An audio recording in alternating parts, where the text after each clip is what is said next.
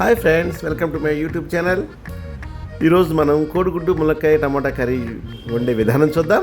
ముందుగా మనం స్టవ్ మీద కడాయి పెట్టుకుని తగినంత ఆయిల్ వేసుకుని ఆయిల్లో గుడ్లు వేపుకుని తర్వాత కొద్దిగా పసుపు వేసి బాగా కలిపి గుడ్లు ఫ్రై చేసి పక్కన పెట్టి ముందుగా జీలకర్ర వేసుకుని ఉల్లిపాయలు పచ్చిమిర్చి ములక్కాయ వేసుకుని బాగా కలిపి తర్వాత టమాటాలు వేసి బాగా మగ్గనివ్వండి.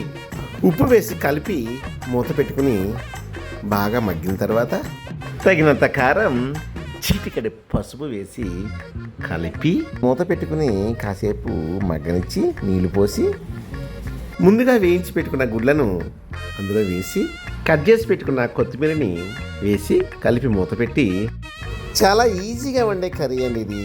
మీరు ప్రతిరోజు చాలా సింపుల్గా వండుకునే కూరలో ఇది ఒకటి.